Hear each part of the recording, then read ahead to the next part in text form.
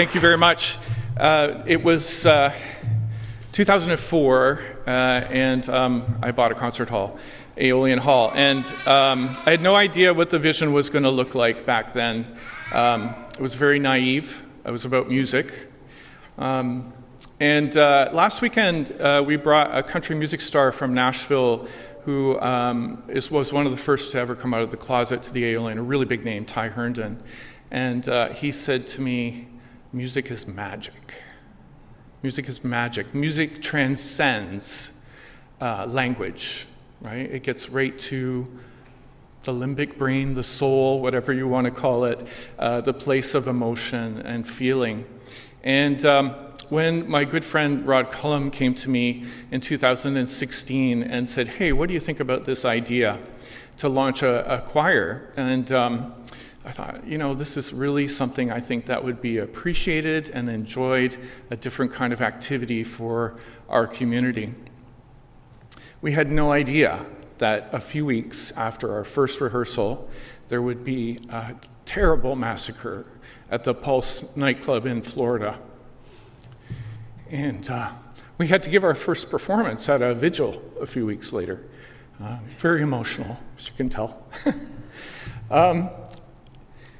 In terms of the context of the choir, I want to speak to the members of the choir. We have present today a couple of doctors, a pharmacist, people who work in education, people who work in factories, people who, from all walks of life in this choir. And that is the community that Carrie was speaking of. The choir is a mouthpiece for diversity in our community. 3 weeks ago, we did an event at the hall called Black Love. Aeolian Hall was the site of the first meeting of the NAACP in 1927 in Canada, the first meeting. And they set out a bunch of things they wanted to do to improve equity and diversity in 1927. It looks exactly the same today. Exactly. So we talk about Indigenous, the struggle, the journey. Did you know that if you're an Indigenous person, you can't get a mortgage to buy a house on a reserve? The banks won't fund that.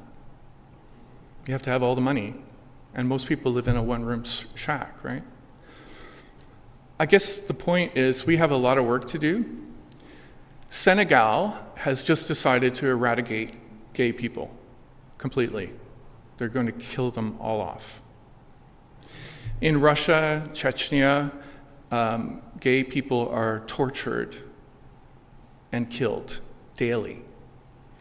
We don't have to look too far south of the border and see the kinds of rights that are at threat, being eroded. Did you know that we live in the best country in the world to be a member of the 2S LGBTQ plus community? Did you know that? We are rated the highest in the world. But we have members of the choir who were ostracized from their families, who were Jehovah's Witnesses, Mormons, people who are transgendered lose their families. We have a number of transgendered people in our choir. Somebody said to me a few years ago, we work really hard to get our rights, and we have to work equally hard to keep them, because they can be taken away.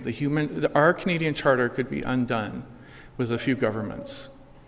So think about that. This is the kind of work that affirmation helps us to understand that needs to be done. So I wasn't going to say that much this morning, but I hope you get the sense of the spirit of why we're doing this, and I hope you really enjoy it.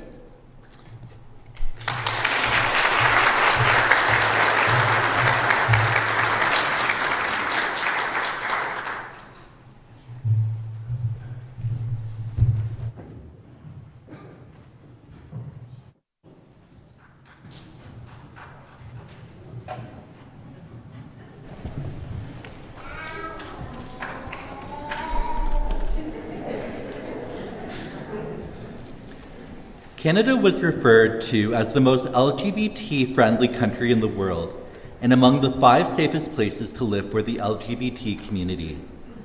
But while LGBT Canadians enjoy some of the most extensive rights in the Western world today, the shift to social acceptance in support of these rights is fairly recent. Because despite major changes in laws surrounding the issue of same-sex marriage and civil liberties, public opinion on LGBT acceptance still remains sharply divided. The LGBT community has seen celebration, love, and loss, and so today we celebrate our successes and mourn our losses. We are here today thanks to the hard work of the trailblazers who came before us, and upon whose shoulders we proudly stand. We take inspiration in the works of those whose activism was hard-fought, and we hope you will remember their names, share their stories, and stand up against injustice as they did. Our first song, We Rise Again, was written by Nova Scotia songwriter Leon Dubinsky. This arrangement for Pride Men's Chorus is by Rod Cullum.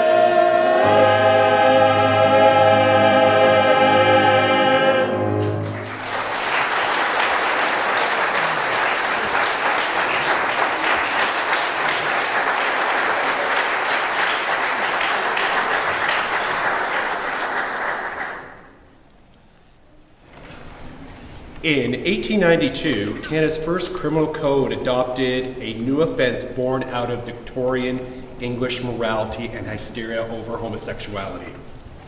Gross indecency criminalized an intimate act between men, even in the privacy of one's own home. Famous men, such as Irish playwright Oscar Wilde, and Nazi code breaker Alan Turing were convicted of these offenses in the UK.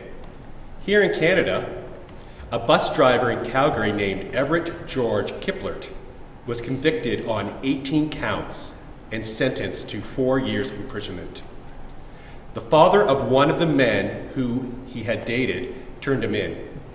Kipler's name was published in the papers, his secret exposed to the world, to the embarrassment of friends and family. Upon the release from prison, Everett moved to the Northwest Territories, and a few years later was arrested again. This time, he was designated as a dangerous sexual offender because police considered him likely to repeat. He was given preventive detention in effect, a life sentence in prison for being a gay man. Outraged over the sentence would lead to the discrimination of homosexuality 2 years later in 1969. Then Minister of Justice Pierre Elliott Trudeau, who famously said, "The state has no business in the bedrooms of the nation." Our next song, Truly Brave, features words and music by Billy Steinberg, Tom Kelly and Stella Bareilles, and John Often.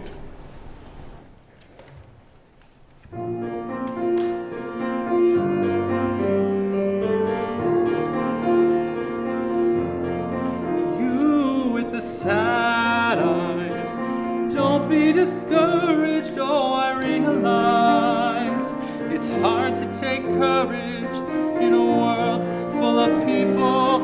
You can lose sight of it and know the darkness inside you makes you feel so small. You could be amazing, you could turn a phrase into a weapon or a drug. You could be the empath, or be the backlash, somebody's laughing love. But I wonder what would happen. But I see your true colors shining through. I see your true colors. That's why I love you. So don't be afraid to let them show. I wanna see you, just wanna see you. I wanna see you, I wanna see you be brave. Show me your smile. Everybody's been there, everybody's been stared down by the enemy.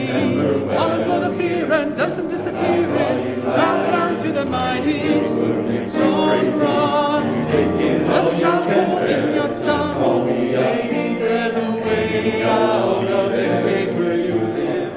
Maybe one of these days you can let the light in. And show me how big your grave is. Say what you wanna say and let the words fall out. Honestly, I wanna see you be brave. What you wanna say and let the words fall out.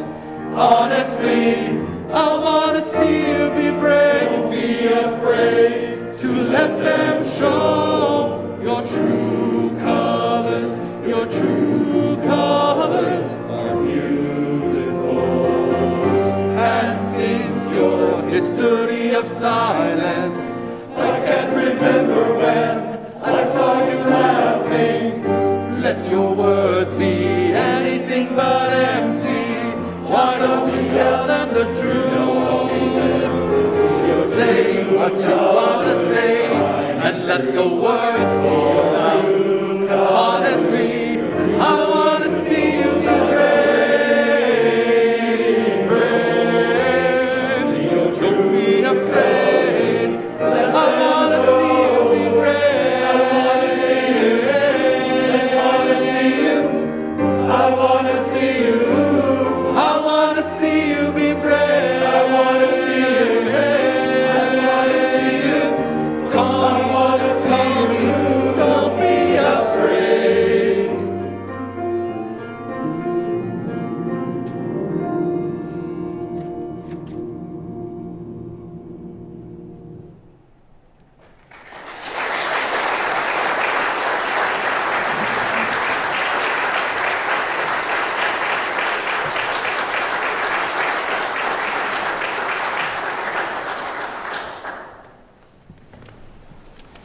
In 1977, Quebec became the first jurisdiction in Canada to amend its Human Rights Charter to include sexual orientation as a prohibitive form of discrimination. The public outrage that came following a series of brutal police raids on LGBT clubs and bars in Montreal forced the change. A similar raid occurred in Toronto in 1981. Armed with crowbars, sledgehammers, Toronto police raided 4 gay bathhouses and arrested 286 men. It was the largest single arrest in Toronto's history. The following evening, over 3,000 people marched in protest of derogatory treatment from the police, the media, and the public. The unprecedented community mobilization made this one of the crucial turning points in Canadian LGBT history. Another watershed moment occurred in San Francisco in 1977 when Harvey Milk became the first openly gay man to be elected to public office. He led activists in fierce battles against LGBT initiatives before being shot and killed along with San Francisco Mayor George Moscone. More than 25,000 people formed a spontaneous candlelight march from Castro Street to San Francisco City Hall. In the last year of his life, Milk emphasized that LGBT people should be more visible to help end the discrimination and violence against us. Our next song comes from the musical Dear Evan Hansen, with music and lyrics by Benji Pasek and Justin Paul. You Will Be Found has become an anthem about finding connection and hope in challenging times.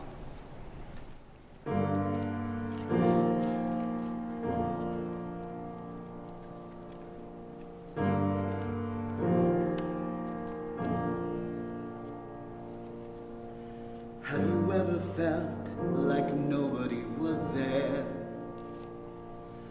Have you ever felt forgotten in the middle of nowhere? Have you ever felt like you could disappear? Like you could fall and no one would hear?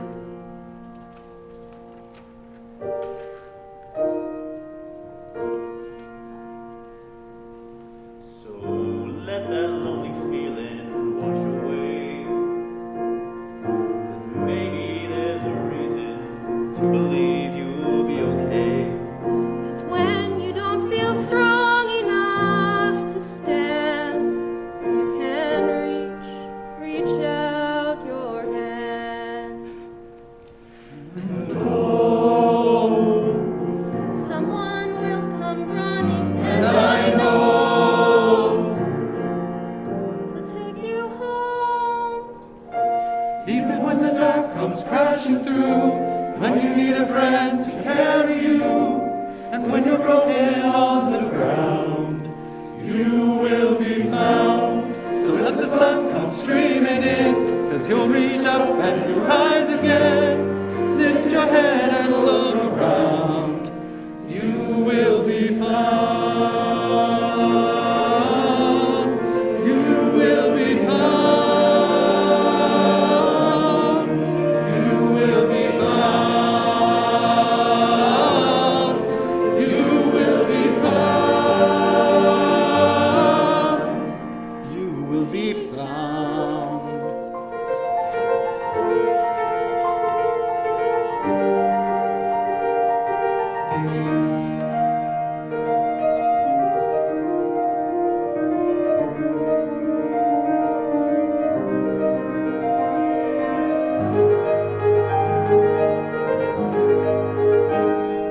There's a place where you don't have to feel unknown.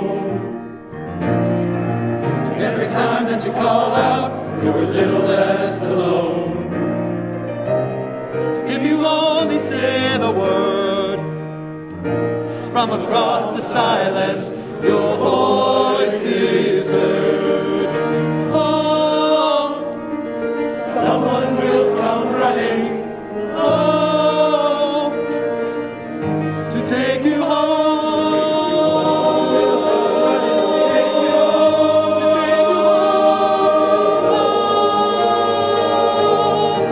Even when the dark comes crashing through, when you need a friend to carry you, when you're broken on the ground.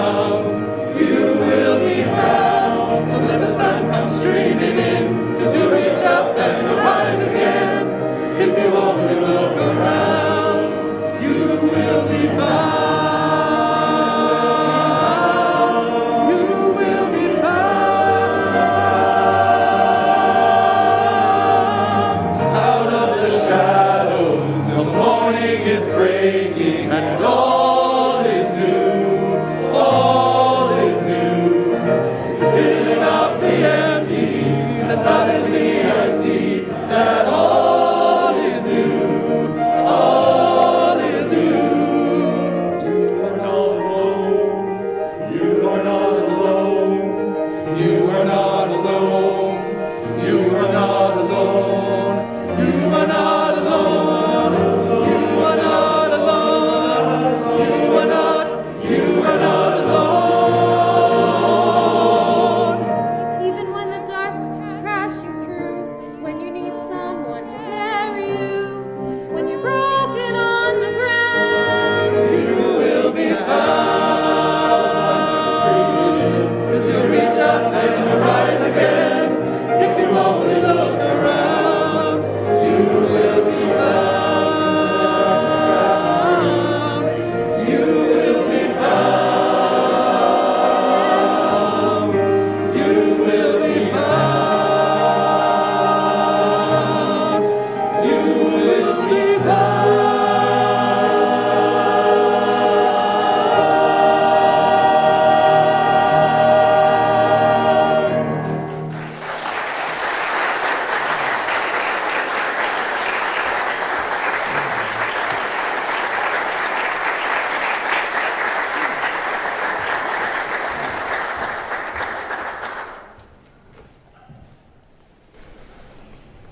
In 2003, a legal precedent was set in the issue of same-sex marriage when an Ontario court ruled that the heterosexual common law definition was in violation of the Canadian Charter Rights of Freedom.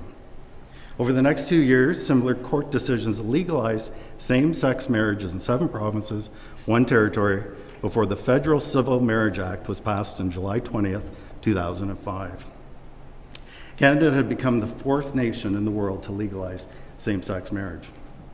A historic apology would come from the Government of Canada in 2017. In the House of Commons, Prime Minister Justin Trudeau made a formal apology for Canada's role in the systemic oppression, criminalization, and violence against the LGBT community. He said, "To the members of the LGBTQ2 communities, young and old, here in Canada and around the world, you are loved, and we support you. Canada gets a little bit stronger every day that we choose to embrace and to celebrate who we are in all our uniqueness. We are a diverse nation, and we're enriched by the lives, experiences, and contributions of people who are gay, lesbian, bisexual, transgender, queer, and two-spirit. For the oppression of the lesbian, gay, bisexual, transgender, queer, and two-spirit communities, we apologize. And on behalf of the government, Parliament, and the people of Canada, we were wrong. We are sorry, and we will never let that happen again." Our next song, "He Ain't Heavy, He's My Brother," was written by Bobby Scott and Bob Russell. This version was arranged by Bobby Buchanan for the Gay Men's Chorus of Los Angeles. And this was our signature song, one of the 2 that we sang for our opening at the Massacre as well. So it's pretty special to us.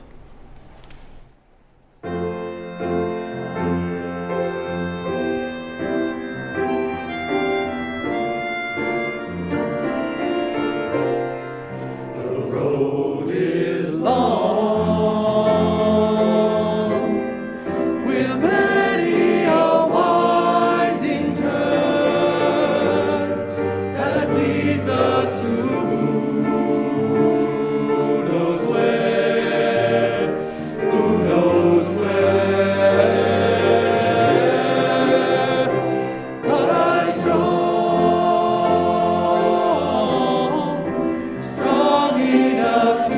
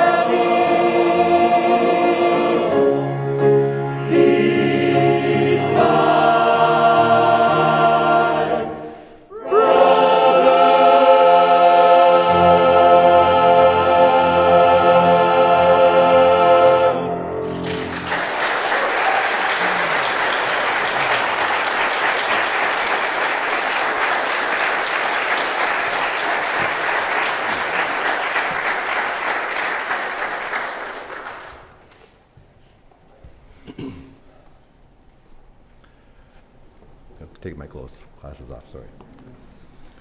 Our last song comes from the pages of a book called Tales of the City by San Francisco-based author Armistead Maupin.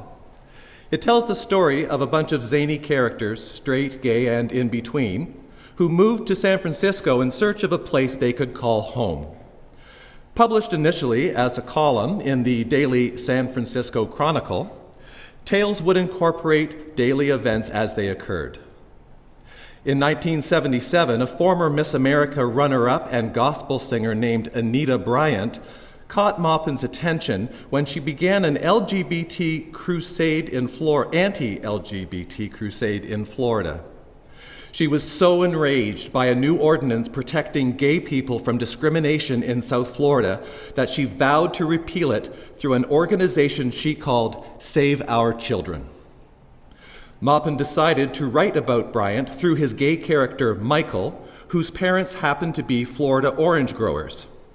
It was completely plausible that Michael, a gay man still closeted to his family, might get a letter from his church-going mother in Orlando, proudly telling him that she had just signed up with the Save Our Children campaign.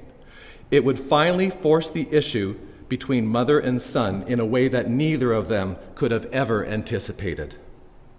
Michael's letter to Mama has become a template for coming out letters everywhere, with readers cutting out the column and substituting their own name in place of Michael's. Nothing that Armistead Maupin has written since has had such an impact. Michael's letter to Mama was set to music by composer David Maddox for the Seattle Men's Chorus.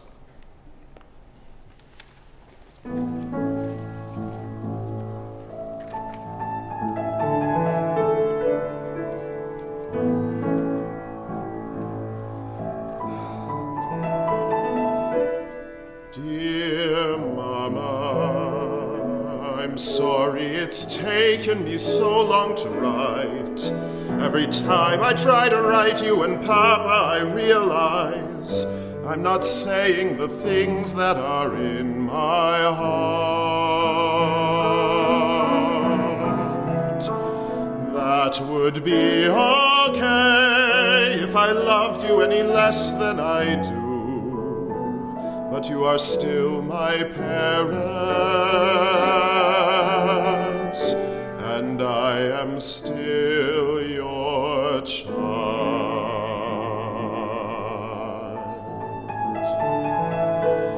I have friends who think I'm foolish to write this letter.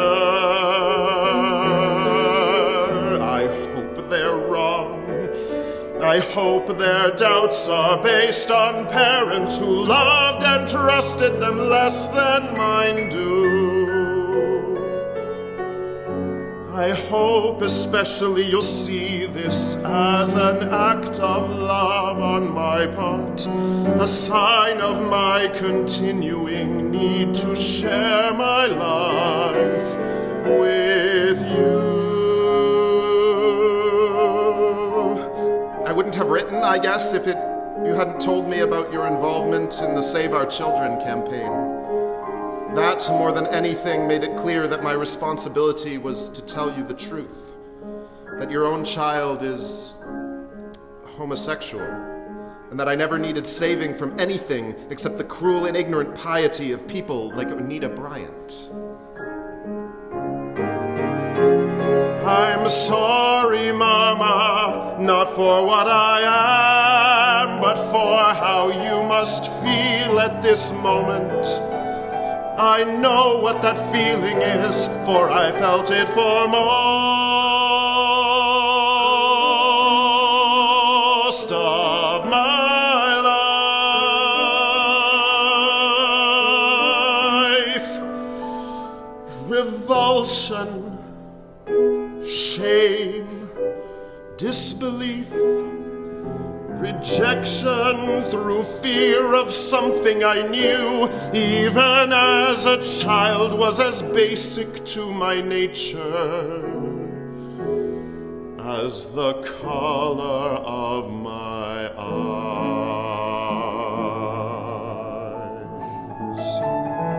No, Mama, I wasn't recruited. No seasoned homosexual ever served as my mentor. But you know what? I wish someone had. I wish someone older than me and wiser than the people in Orlando had taken me aside and said, "You're all right, kid. You can grow up to be a doctor or a teacher just like anyone else. You're not crazy or sick or evil. You can succeed and be happy and find peace with friends. All kinds of friends who don't care who you go to bed with. Most of all, though, you can love and be loved without hating yourself for it."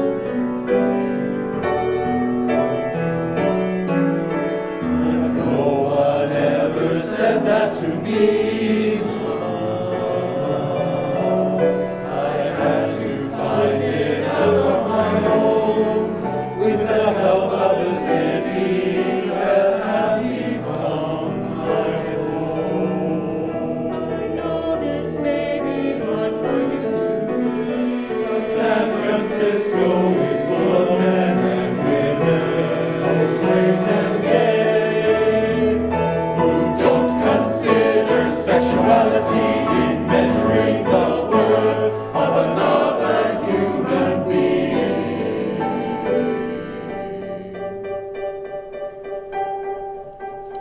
These aren't radicals or weirdos. They are shop clerks and bankers and little old ladies and people who nod and smile at you when you look upon the bus.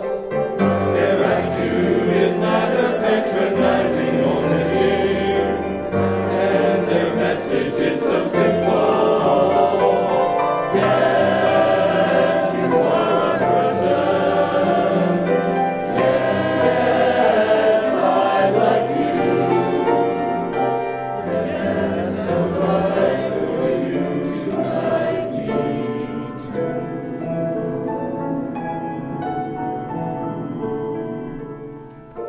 I know what you're thinking now. You're asking yourself, what did we do wrong? How did we let this happen? Which one of us made him that way? I can't answer that, Mama. In the long run, I guess I really don't care. All I know is this: if you and Papa are responsible for the way I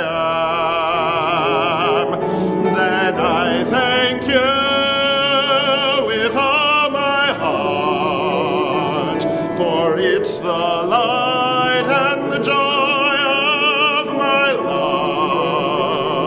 life. I know I can't tell you what it is to be gay, but I can tell you what it's not. It's not hiding behind words, Mama, like family and decency and Christianity. It's not fearing your body or the pleasures that God made for it. It's not judging your neighbor, except when he's crass or unkind. Being gay has taught me tolerance, compassion, and humility. It has shown me the limitless possibilities of living. It has given me people whose passion and kindness and sensitivity has provided a constant source of strength. It has brought me to the family of man, Mama, and I like it here. I like it. There's not much else I can say, except that I'm the same Michael you've always known. You just know me better now. I have never consciously done anything to hurt you. I never will.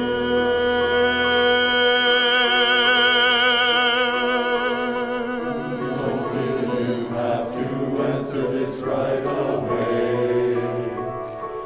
It's enough for me.